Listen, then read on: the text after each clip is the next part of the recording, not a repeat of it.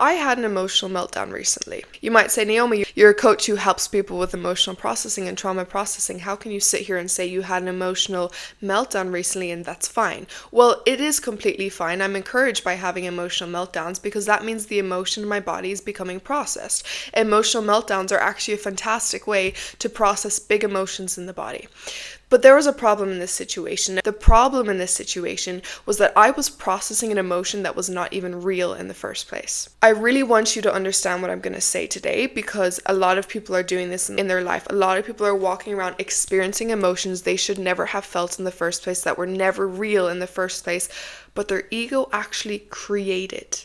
I'm going to break it down simply today so that you understand it. First, this is Disrupt Your Norm. Welcome. I help people and I help you disrupt your current norm to bring you to a better norm. And I talk about all things personal development and emotional healing and trauma healing so that you watching can grow into a version of yourself that you want to grow into or heal from certain things from the past. So if you love personal development, I recommend you subscribe because I have a lot of videos to come. Let's get into the video. There's something that I speak about on this channel, and this is emotional paths. This is really important to understand, and if you have children, it's really great for them to understand when they are at the age where they can, because everything changes when we can understand this about our emotions. Everything can be handled better when we understand this about our emotions. Okay, so the idea is when we experience an emotion in intensity, what happens is we go on the path of that specific emotion. So if you're experiencing sadness and you feel a lot of sadness in the moment, you're on the sadness path.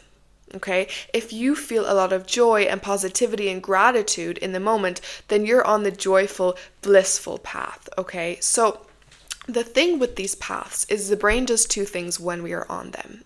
One, the brain has the priority to keep you on this path. So what the brain will do is it will make you think, act, and be drawn towards things that will keep you on the path. The second priority that the brain has is that the emotion that you're experiencing on this path becomes amplified. So if we're on the sadness path and the brain has two priorities, we're feeling down, what will happen is we will start thinking about things that will make us feel sad to stay on the path. What will also happen is we will be drawn towards doing things that could also contribute to us feeling sad.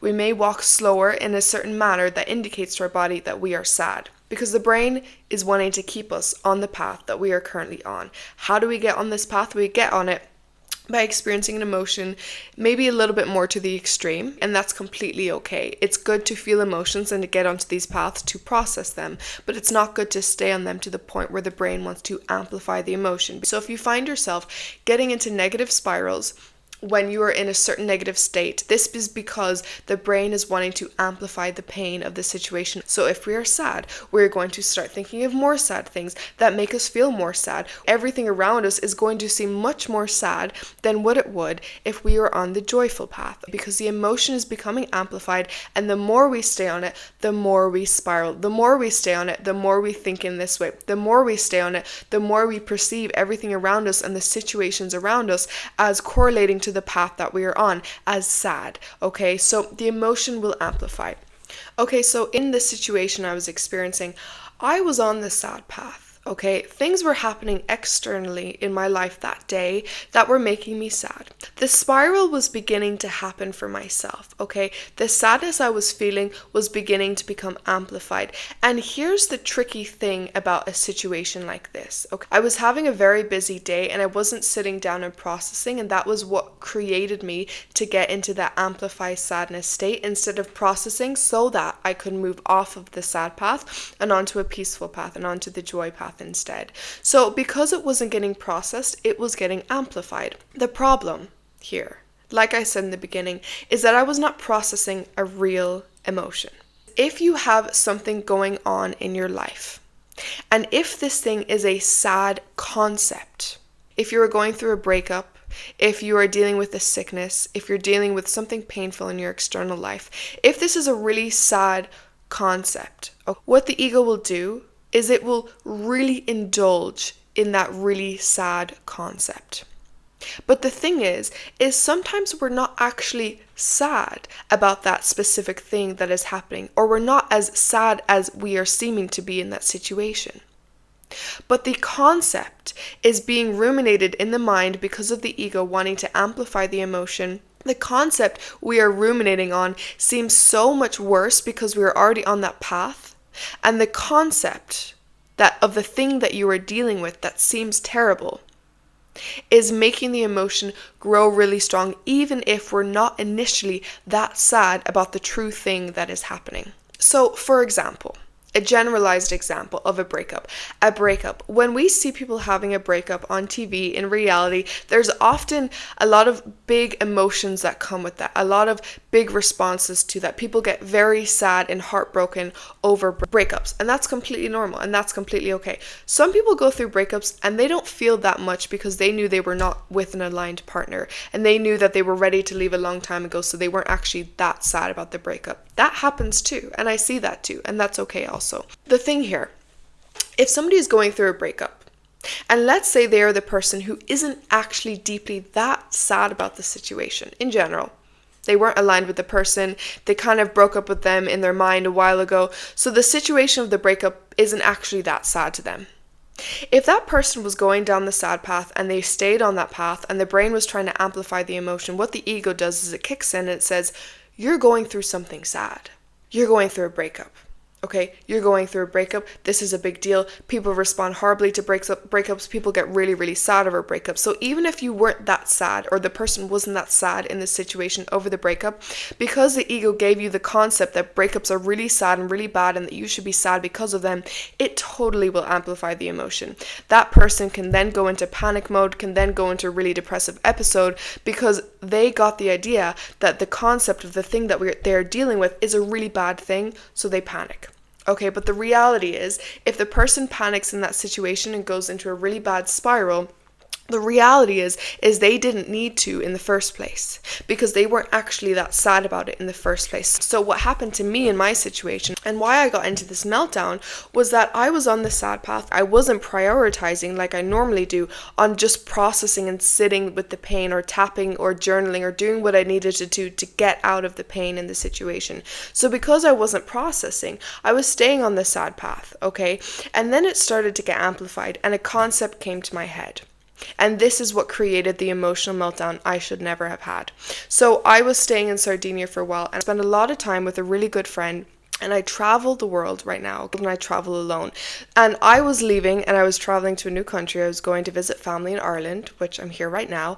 And as I was leaving and I was on the sad path, my brain wanted to amplify, I got this notion of this concept that was, I'm leaving a friend. I'm going to be alone again.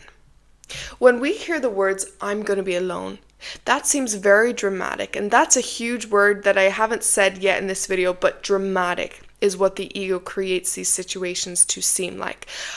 That's a sentence that seems intense. I'm going to be alone. I'm not going to have a friend with me. I'm going to be traveling alone again. That can be really sad for some people. But the reality of my situation, I couldn't see because I was too far down on the sad path at that point. The reality of the situation that I didn't see was that I actually love to be alone. I'm actually not sad about being alone. I actually travel alone because I truly love it. But this was a concept that came to my mind that the ego gave me to amplify my sadness in the situation. When we indulge in these concepts that are brought to us in these situations, that's when we get into the emotional meltdown state. Again, nothing wrong with emotional meltdowns. They are a great way to process emotions. But if you're feeling an emotion over a concept that's not even true for you, you will get into this dramatic state that you should never have gotten in the first place. So I then experienced an emotional meltdown because I was thinking, I'm going to be alone without a friend, traveling the world alone. I processed that. I took a look back and I said, Naomi, you didn't even need to process this in the first place. I didn't actually need to have that emotional meltdown because I was never actually sad about the concept of being alone. Because again, I love being alone. I experienced a manufactured emotional meltdown. Because I was on this sad path, the emotion got amplified and I got a false idea that I was going through something really bad when in reality I was not. How often are you experiencing big emotions because you are getting false ideas. This always starts because you had a little bit of the emotion and you continued with it, and that's not your fault.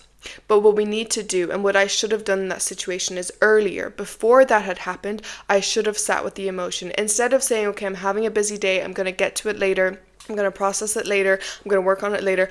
Then and there in the moment when I realized I was sad, I should have stepped aside. What I usually prioritize is then and there when I see myself on a negative path of an emotion is I stop myself in that moment. If I physically can, I process it. I feel into it. I breathe into it. I do my EFT tapping so that I can get out of the emotion and onto a different path. Okay, if I had done that earlier, I wouldn't have had this false manufactured emotional meltdown. So we have to ask and see, are we on a certain path right now of a certain emotion of anger, stress, sadness, whatever negative emotion we're experiencing?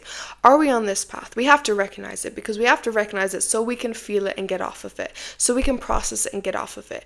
And if we find ourselves getting into an emotional meltdown state, we have to see, is the concept that I'm diving into, is it true first of all? Are we actually sad, mad about this actual thing? Or are we amplifying the pain of the situation because we want to indulge, the brain wants to indulge in the emotion more to amplify it, to create a spiral? Whatever is going on, allow yourself to process it. If you are there, then and there in that moment, allow yourself to feel it, allow yourself to do what you have to do to process it. But then see, was this real or was this false? Okay, how can I prevent this next time? And the way to prevent this is when we see ourselves on these negative paths, we have to prioritize getting off of those paths by processing and figuring out what's going on. Okay, if we see it getting amplified, we take a step back. We say, are we amplifying this because we truly need to process an emotion, or are we having a almost dramatic experience because our ego wants us to have an amplified experience of the emotion, because it wants to have this meltdown? Is it actually sad, or is it fake? Is it made up? Is it a concept we're not actually sad or mad about? Okay, because in that meltdown, I could have stopped myself because the emotion was not real. I could have stopped myself and said, you know what? I'm not actually sad about this. And the emotional meltdown would have stopped because that was the reality of the situation. When we see if it's manufactured, if it's fake or it's real, then we can snap out of it, or we can process it much easier in a much smoother manner. Okay, I hope this helped you. If you need help with emotional processing, trauma processing, I offer coaching, and that can be booked down below. Thank you for watching, and I'll see you guys next time.